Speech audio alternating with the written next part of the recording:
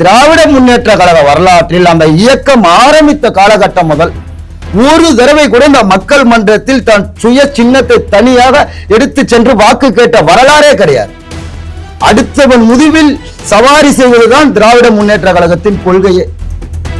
நீங்க ராஜாஜி அவர்கள் அசிங்கமாக பேசினார்கள், காமராஜரை இகழ்வாக பேசினார்கள், பிரதமர் இந்திரா காந்தியை கல்லெடுத்து அடித்தார்கள். ஆனால் அவர்களுக்கு தேவை என்றால் ஒரு அரசியல் வரலாறும், அவர்களுக்கு தேவையில்லையா இன்னொரு அரசியல் நெறிமுறைகளை அவங்க கடைபிடிப்பதா அவர்களை விட்டா யாரும் கிடையாது. தமிழகத்தில் இந்த செல்வ பெருந்தகை அவங்க அண்ணனையோ அவங்க மாமா மச்சான யாரனா ஒருத்தர் ஒரு கம்பெனி ஆரம்பிக்க வச்சு அவங்க தமிழக அரசு கூட போய் ஒரு ஒப்பந்தத்தை போடுற மாதிரி போட்டு அந்த தனி மனிதனுடைய வளர்ச்சியை ஒரு குடும்ப வளர்ச்சியா உருவாக்கி கொண்டவர் தான் இன்றைய காங்கிரஸ் கட்சி தலைவராக இருக்கக்கூடிய செல்வ பெருந்தகை. 18 வயது முடிந்த யாரு வேணாலும் நம்ம பாரதத்துல கட்சி தொடங்கிக்கலாம். நீங்க அப்படி பார்க்க போனா நம்ம தமிழகத்திலே ஒரு 100 கட்சி 80 கட்சிக்கு மேல இருக்கிறது. ஆனால் அங்கீகாரம் பெற்ற கட்சிகள் நமது பாரதத்தில் தேர்தல் கமிஷனால் அங்கீகரிக்கப்பட்ட கட்சிகள் என்று சொல்ல போனால் அதுல ஒரு 5, 6, 7 கட்சிகள் தான் வரும். பதிவு பெற்ற கட்சிகள் வரும், உங்களுக்கு 30, 50 கட்சிகள் வரும். இன்றைய பாரத தேசத்தில் இளைய சமுதாய மக்கள் மத்தியில் ஒரு தேடப்படும் தலைவரை மக்கள் தலைவர் என்று சொன்னால் அது பாரத பிரதமர் நரேந்திர மோடி அவர்கள். அவர்களுக்கு நாங்கள் உங்களுக்கு தனி நான் ஒரு தனி மனிதராக புகழ் சூட்ட வேண்டிய அவசியம் இல்லை. உலக நாடுகள் சூட்டுகிறது. இதுவரை தாவேகா என்பது நடிகர் விஜய் அவர்களுடைய ஒரு புதிய கட்சி. அவங்க இன்னும் மக்களை சந்திச்சது கிடையாது. மக்கள் அவர்களுக்கு வாக்களித்து இதுதான் வலிமை என்று சொன்ன வரலாறும் கிடையாது. அவர்கள் ஒரு குழந்தை முதல் முறையாக இப்பொழுதுதான் தேர்தல் களத்துக்கு வருகிறார்கள். மக்கள் தலைவர் என்றால் களத்தில் நின்று வேட்பாளரை நிப்பாட்டி வாக்களித்து பதவியில் அமரும் போது மட்டும்தான் அவர்கள் மக்கள் தலைவர். திரைத்துறையில் அடைமொழி வைத்துக் கொள்ளலாம், யாரு வேணாலும் அடைமொழி வைத்துக் கொள்ளலாம்.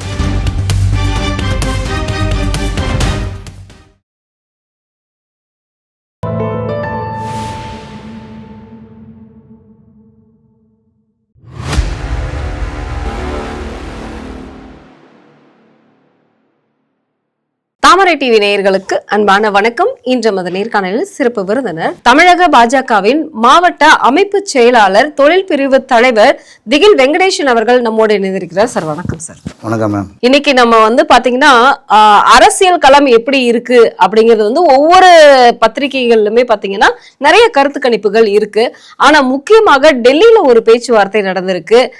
அமித்ஷா அவர்கள் சொன்ன ஒரு விஷயம், எந்த ஒரு கட்சியுமே, அதாவது தமிழகத்தில் 2026 தேர்தல்ல எந்த ஒரு கட்சிகளுக்குமே பெரும்பான்மையான, அதாவது பெரும்பான்மையான சீட்டுகள் கிடைக்கிறதுக்கு வாய்ப்பே இல்லை. ஏன்னா அரசியல் சாணக்கியன்னு சொல்லக்கூடிய அமித்ஷா அவர்களே இப்படி ஒரு கருத்தை தெரிவிச்சிருக்காரு. இது உண்மையாவா? அரசியல் சாணக்கியர் நமது அமித்ஷா அவர்கள் ஒரு கருத்தை மக்கள் மன்றத்தில் வைக்கிறார் என்றால் அந்த கருத்தில் ஆணித்தரமான உண்மைகள் இருக்கும். ஏதோ ஒரு செய்தித்தாள்களுக்கோ அல்லது ஏதோ ஒரு நாள் 2 நாள் தலைப்புச் செய்திக்காகவோ அவர் எந்த ஒரு செய்தியும் இதுவரை வெளிப்படுத்தியது கிடையாது. பல மாநில தேர்தல் களமாக இருக்கட்டும், நமது நாட்டின் பிரச்சனைகளாக இருக்கட்டும், அமித்ஷா அவர்கள் தன் ஒரு கருத்தை மக்கள் மன்றத்திலோ பத்திரிகையாளர் மன்றத்திலேயோ ஒரு செய்தியை வைக்கிறார் என்றால் அதில் 100% ஆணித்தரமான உண்மை செய்திகள் தான் வரும்.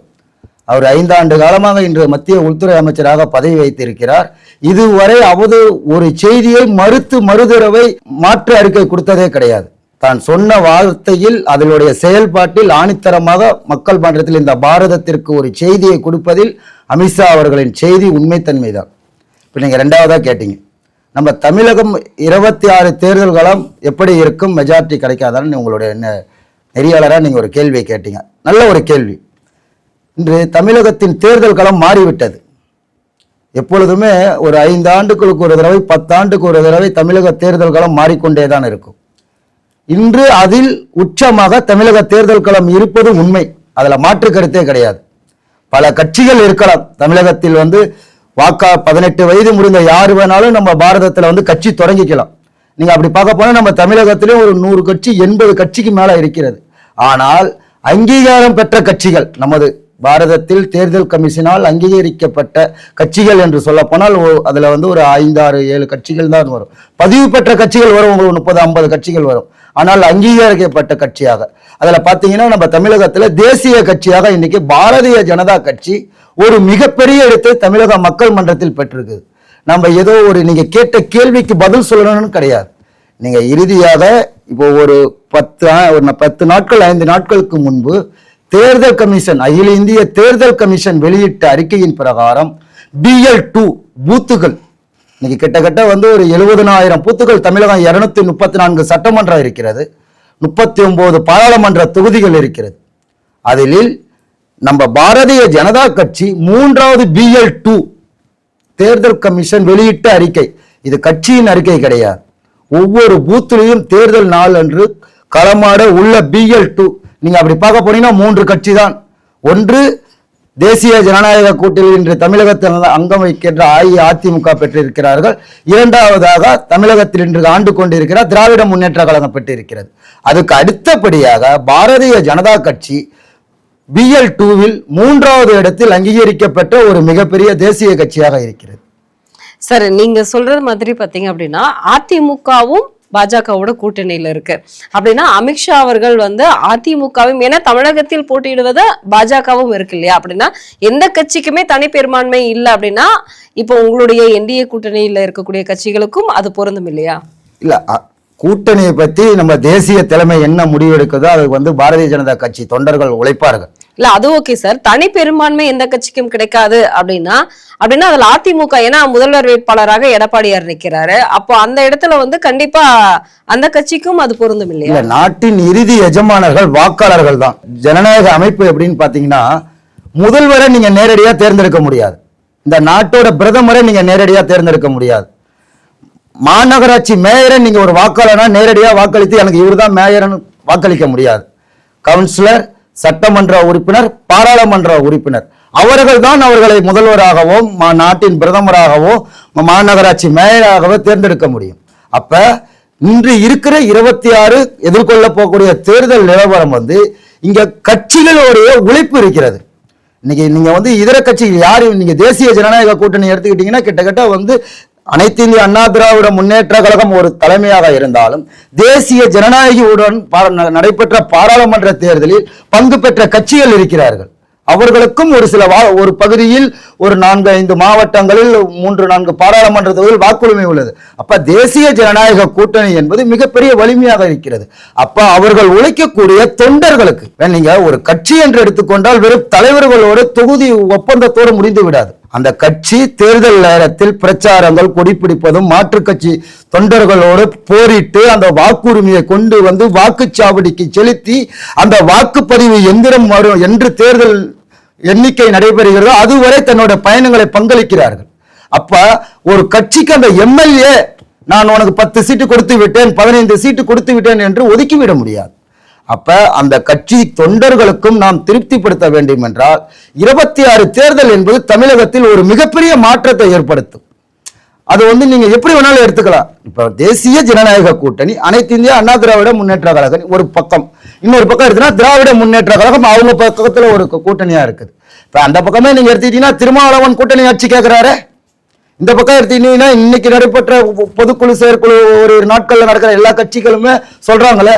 அப்ப அவர்கள் தங்களுடைய உரிமையை கேட்க ஆரம்பித்த பின்பு தமிழகத்தில் அமித்ஷா அவர்கள் மத்திய உள்துறை அமைச்சர் சொன்னது போல தேர்தல் களம் மாறுபட்டுதான் இந்த தடவை அமையும். கண்டிப்பா சார். இப்போ இன்னைக்கு நம்ம எல்லாருக்குமே தெரிஞ்ச ஒரு விஷயம், திமுக அடுத்தது நாங்க தான் 234 தொகுதிகளிலும் நாங்க வெற்றி பெறுவோம்னு சொன்னாங்க. ஆனா அடுத்தது 200 தொகுதிகள் அப்படின்னு சொன்னாங்க. 200 தொகுதிகளே கேள்விக்குறி ஆகிவிடுமோ அப்படிங்கிற ஒரு பயத்தில் இன்னைக்கு திமுக அடுத்தடுத்த வேலைகள் செஞ்சுட்டு இருக்கு. ஆனா இதற்கு இடைஞ்சல் கொடுக்கிற மாதிரி காங்கிரஸ் எங்களுக்கு கருணாநிதி எங்களுக்கு 63 சீட்டு கொடுத்தாரு, எங்களுக்கு நீங்க அதே போல சீட்டு கொடுக்கணும், எங்களை திருப்தி அளிக்கிற மாதிரி சீட்டு கொடுக்கணும்னு சொல்லிட்டு இன்னைக்கு காங்கிரஸ் திமுகவோட பெரிய மோதல்கள்ல ஈடுபட்டு இருக்கு. கண்டிப்பா இந்த பேச்சுவார்த்தைகள் ஒரு சுமூகமான ஒரு முடிவுக்கு கொண்டு வருமா? ஏன்னா தாவேகாவோட போவதற்கு காங்கிரஸ் ரெடியாக இருக்கிறது அப்படிங்கிற ஒரு தகவலும் இருக்கு. நீங்க ஃபர்ஸ்ட் கொஸ்டின் ஆரம்பத்திலே கேட்டீங்க, திராவிட முன்னேற்ற கழகம் ஆரம்ப காலகட்டத்தில் 200 தொகுதியை பிடிப்போம் என்று அவங்க அமைச்சர்கள்லாம் பேசினதா சொன்னீங்க. முதல்ல அதுக்கு நான் பதில் சொல்லிடுறேன். திராவிட முன்னேற்ற கழகம் தமிழக தேர்தல் வரலாற்றில் இதுவரை ஒரு முறை கூட தனித்து போட்டியிட்ட வரலாறே கிடையாது. நீங்க பாரதிய ஜனதா கட்சி கூட நடைபெற்ற உள்ளாட்சி மன்ற தேர்தலில் தனித்து வேட்பாளர்களை கண்டது தமிழகத்தில். நீங்க நான் கூட்டணின்றது நீங்க பாராளுமன்ற தேர்தலில் வேணா சொல்லலாம், ஆனால் உள்ளாட்சி மன்ற தேர்தலில் தமிழகத்தில் பாரதிய ஜனதா கட்சி தனித்து போட்டியிட்டது. சென்னை மாநகராட்சியில் மாமன்ற உறுப்பினர் ஒருவரை பெற்றது. வெஸ்ட் மாம்பலத்தில் உமானந்த் அவர்களை. ஆனால் திராவிட முன்னேற்ற கழக வரலாற்றில் அந்த இயக்கம் ஆரம்பித்த காலகட்டம் முதல் ஒரு தடவை கூட இந்த மக்கள் மன்றத்தில் தன் சுய சின்னத்தை தனியாக எடுத்து சென்று வாக்கு கேட்ட வரலாறே கிடையாது. அடுத்தவன் முதுவில் சவாரி செய்வதுதான் திராவிட முன்னேற்ற கழகத்தின் கொள்கையே.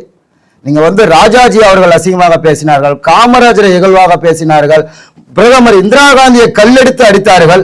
ஆனால் அவர்களுக்கு தேவை என்றால் ஒரு அரசியல் வரலாறும், அவர்களுக்கு தேவையில்லை இன்னொரு அரசியல் நெறிமுறைகளை அவங்களை கடைபிடிப்பதை அவர்களை விட்டா யாரும் கிடையாது. ஆனால் இப்ப நீங்க எதுக்காக நான் அதை சொல்ல வந்தேன்னா, அவங்களுடைய வரலாறை சொல்ல வந்தேன். தனிச்சு மக்களை சந்திக்க மாட்டார்கள், அவர்களுக்கு அந்த திராணியே கிடையாது. திராவிட முன்னேற்ற கழகத்தில் தமிழக மக்களை நேருக்கு நேர் தனி மனிதனாக தன் கொள்கைகளை கொண்டு சேற்று ஆட்சி அதிகாரத்தை கைப்பற்றிய வரலாறே கிடையாது. 200 தொகுதி சொன்னார்கள்.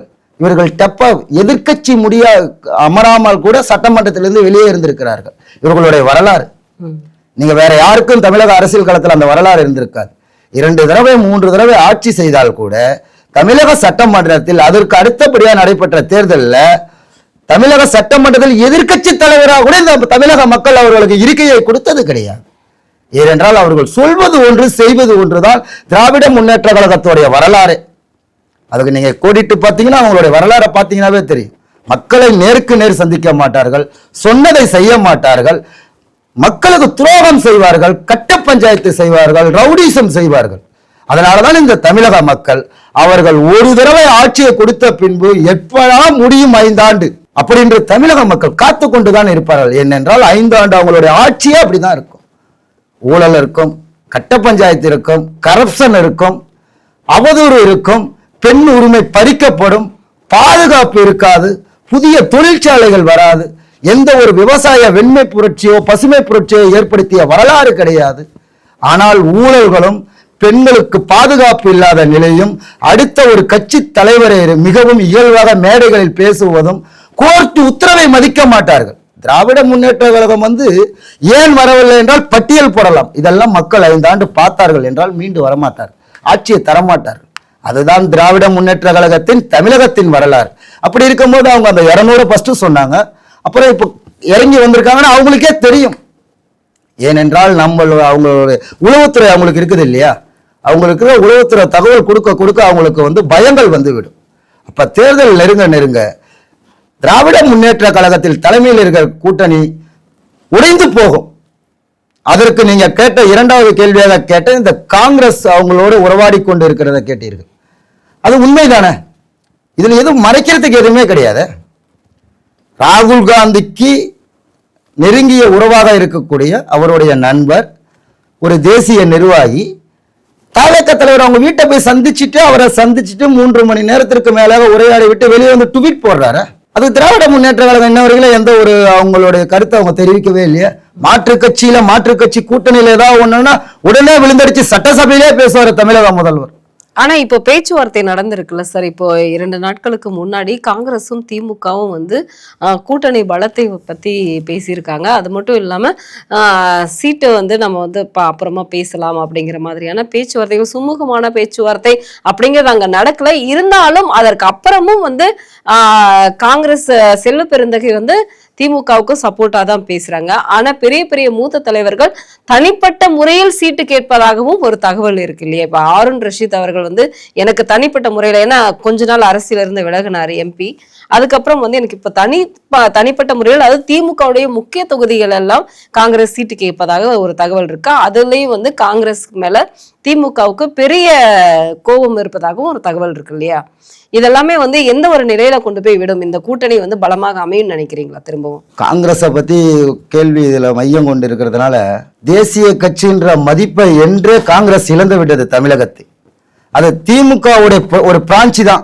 நீங்க பாரதிய ஜனதா கட்சியில பாத்தீங்கன்னா இதுவும் பாரதிய ஜனதா கட்சியும் ஒரு தேசிய கட்சி தான், காங்கிரஸும் ஒரு தேசிய கட்சி தான். இதுல மாநில தலைவர்களையோ ஒரு மாவட்ட தலைவர்களையோ மண்டல் தலைவர்களையோ கிளை தலைவர்களையோ தேர்தல் வைத்து தேர்ந்தெடுக்கப்படுவார்கள். ஆனால் இன்னைக்கு காங்கிரஸ் கட்சியில் முறைகேடாக அவர்களுக்கு யாரு தேவை என்று பக்கவாத்தியம் வாசிக்க வேண்டுமோ அவர்களை நியமனம் செய்துதான் அந்த கட்சி இன்னைக்கு ஓடிட்டு இருக்குது.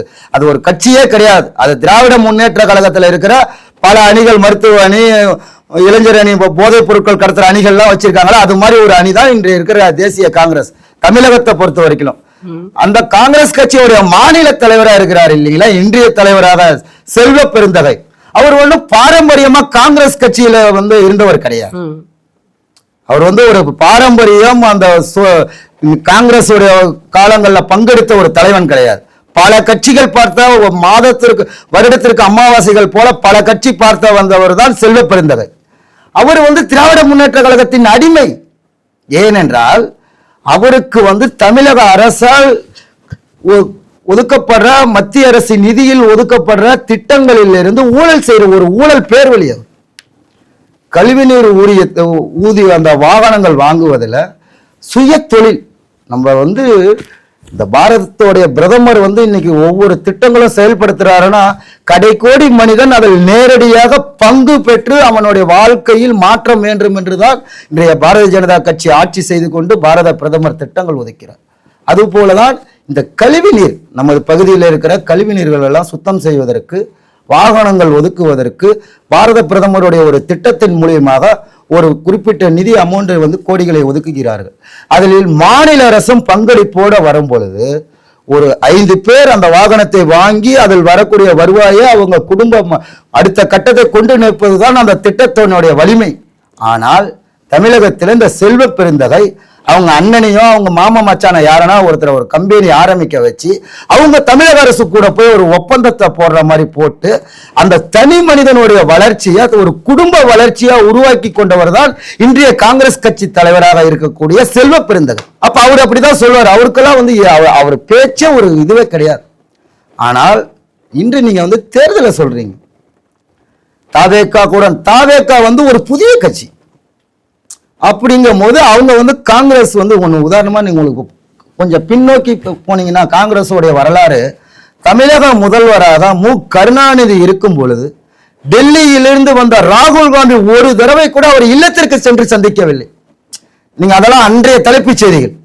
நீங்க பழைய செய்தித்தாள்களிலும் ஊடகத்திலையும் பார்த்தீங்கன்றால் தமிழக முதல்வராக மு கருணாநிதி அவர்கள் இங்கே பங்கெடுக்கும் பொழுது அன்று தேசியத்தில் ஆளுங்கட்சியாக காங்கிரஸ் மன்மோகன் சிங் அரசு இருந்து கொண்டிருக்கும் பொழுது தமிழ்நாட்டுக்கு விசிட் வரக்கூடிய ராகுல் காந்தி அன்றைய முதல்வராக இருந்த திராவிட முன்னேற்ற கழகத்தின் தலைவர் மு கருணாநிதியை ஒரு தடவை கூட நேரடியாக சந்தித்தது கிடையாது.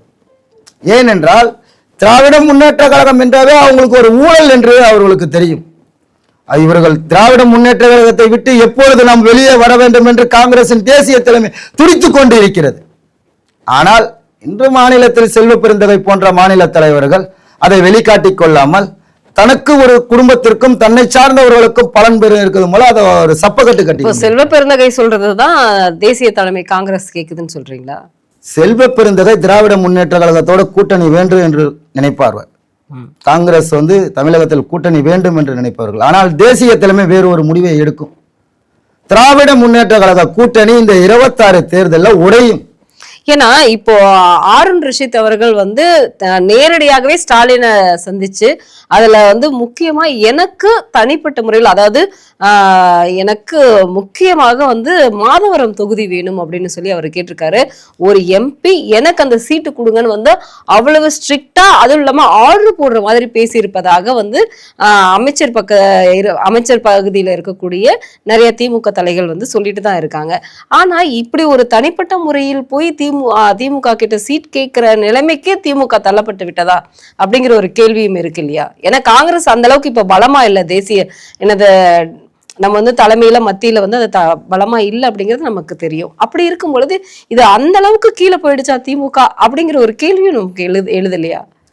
நீங்க நடுநிலையான ஒரு கேள்வியை தான் நீங்க கேட்குறீங்க. அவங்க பக்கம் இருக்கிறவருக்கு அவங்க வதித்த கேள்வியை தான் நீங்க கேள்வியா கேட்குறீங்க. ஆனால் இன்று 2 கட்சியுமே மக்கள் நம்பிக்கை இழந்து விட்டார்கள். நீங்க சொல்றீங்க அவங்க மாதவரம் கேட்கிறாங்க, திமுக தள்ளப்பட்டுதான்ற ஒரு கேள்வி ஆணித்தரமா வைக்கிறீங்க.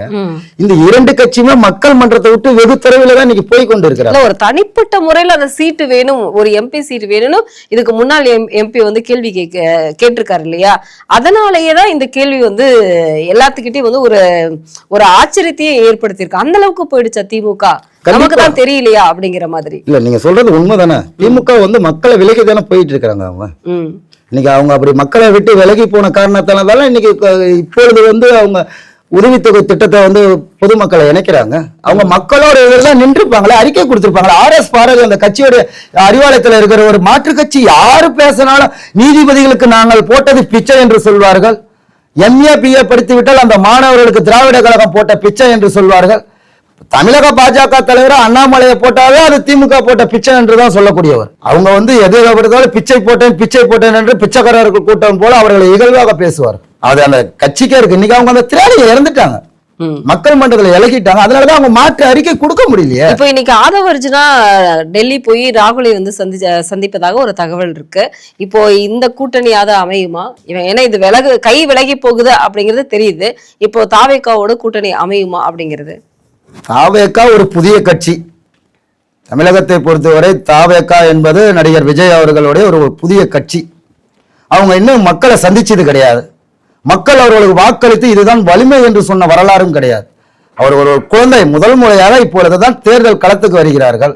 அவர்கள் என்ன முடிவெடுக்கிறார்கள்? அவர்கள் வந்து 230 ஏன்னா அவர் வந்து நடைபெற்ற எந்த தேர்தலிலும் பங்கெடுத்தது கிடையாது. கட்சி வேணா தாவேகா கட்சி வேணா உங்களுக்கு 1 ஆண்டு 2 ஆண்டுக்கு முன்னாடி அறிவிச்சிருக்கலாம், பொதுக்கூட்டங்கள் போட்டிருக்கலாம், மாநாடு போட்டிருக்கலாம். உங்களுக்கு உதாரணமா சொல்லணும்னா நம்ம கள்ளக்குறிச்சியில உங்களுக்கு இதுல நம்ம கரூர்ல நடந்த சம்பவத்தை சொல்லியிருக்கலாம். அவங்க கட்சி அறிமுகப்படுத்திட்டாங்க, மாவட்ட தலைவர்களை ஆனா எந்த ஒரு கட்சியுமே இப்படி ஒரு பலத்தை நிரூபிக்க முடியாது அப்படிங்கிற மாதிரியான மக்கள் கூட்டத்தை சேர்த்தது தாவேகா தானே. நீங்க அப்படிலாம் சொல்லவே முடியாத. ஏன்னா உலகத்திலே முதல் முறையா தாவேகா தான் கட்சி ஆரம்பிச்சு பொதுக்கூட்டம் போட்டிருக்காங்களா? இல்ல எல்லா கட்சியுமே. ஆனா ஆரம்பித்த 2 வருடங்கள்லயே வந்து இப்படி ஒரு மக்கள் கூட்டத்தை செல்வாக்கு இருக்க திரை நட்சத்திரங்க அவரு. திரைத்துறையில இருந்து வரும்போது அது ஒரு பிரபலம், அது எல்லாருக்குமே இருக்குங்க. ஆனா மக்களே இப்ப வந்து திரை நடிகர்னு சொல்றதே இல்லையே. தாவேகா தலைவர் விஜய்னு தானே சொல்றாங்க. மக்கள் வந்து அந்த கட்சி என்ன பத்திரிகையாளர் சந்திப்புல வந்து ஒரு பேட்டியாவோ அரைமொழியாவோ கொடுக்குறாங்களோ அது ஊடகம் வாயிலாகவோ சில செய்தித்தாள் வாயிலாகவோ அவங்க வந்து ஒரு பேர் போகும். மக்கள் தலைவர் யார்? இன்றைய மத்தியிலே 10 ஆண்டு காலம் ஆட்சி முடிந்த பின்பும் 3வது முறையாக இந்த பாரத தேசம் பெரும்பான்மையாக வாக்களித்து நாட்டின் பிரதமராக தேர்ந்தெடுத்த பாரத பிரதமர் திரு நரேந்திர தாமோதரதாஸ் அவர்கள் தான் மக்கள் தலைவர். அவர் பதிவு பண்ணியிருக்காரு, ப்ரூவ் பண்ணியிருக்காரு. அவரை நீங்க மக்கள் தலைவர் சொல்லலாம். உலகத் தலைவர்கள் நீங்க எடுத்துங்க.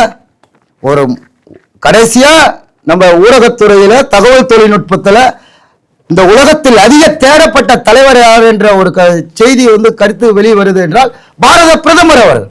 கண்டிப்பா. நீங்க அதை எதை கொண்டு மறைக்க முடியும்? இல்ல அது முடியாது. இது 1000 அவதூறு பேசலாம், தமிழக பாஜக சங்கிகள் கூட்டம் என்று சொல்லலாம். ஆனால் அந்த சங்கிகளின் தலைவனாக இருக்கிற பாரத பிரதமர் அவர்கள் இளைய சமுதாயம். இன்னைக்கு தகவல் தொழில்நுட்பத்தை பெரும்பான்மையா யார் பயன்படுத்துறாங்க? எத்தனை வயது உட்பட்டவர்கள் அதை பயன்படுத்துறாங்க? அப்ப இன்றைய பாரத தேசத்தில் இளைய சமுதாய மக்கள் மத்தியில் ஒரு தேடப்படும் தலைவரை மக்கள் தலைவர் என்று சொன்னால் அது பாரத பிரதமர் நரேந்திர மோடி அவர்கள். அவர்களுக்கு நாங்கள் வந்து உங்களுக்கு நான் ஒரு தனி மனிதராக புகழ் சூட்ட வேண்டிய அவசியம் இல்லை. உலக நாடுகள் சூட்டுகிறது. ரஷ்யா, அமெரிக்க அதிபர் என்று உங்களுக்கு தெரியும். உலக அரசியலில் இன்று பாரத பிரதமர் அவர்கள் எட்டுக்கொண்டு உயர்ந்திருக்கிற இடங்கள் தெரியும். ஒரு உலகத்தில் எந்த ஒரு நாட்டுக்கு எந்த ஒரு இழப்பு என்றாலும், மனித சக்திகளோட ஏதாவது ஒரு பாதிப்பு என்றாலும் முதலாக உதவக்கூடிய அரசு நம்ம பாரத அரசு, திரு நரேந்திர மோடிஜி அவர்களின் அரசு. மக்கள் தலைவர் என்றால் களத்தில் நின்று வேட்பாளரை நிப்பாட்டி வாக்களித்து பதவியில் அமரும் போது மட்டும்தான் அவர்கள் மக்கள் தலைவர்கள். திரைத்துறையில் அடைமொழி வைத்துக் கொள்ளலாம், யாரு வேணாலும் அடைமொழி வைத்துக் கொள்ளலாம்.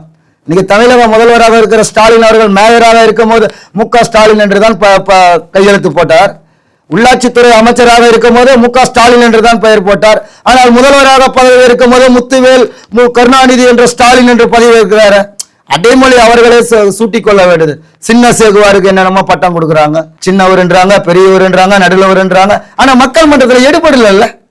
கண்டிப்பா இந்த மாதிரி அவங்க ஒரு மக்கள் தலைவர் என்பது மக்கள் தான் தீர்மானிப்பார்.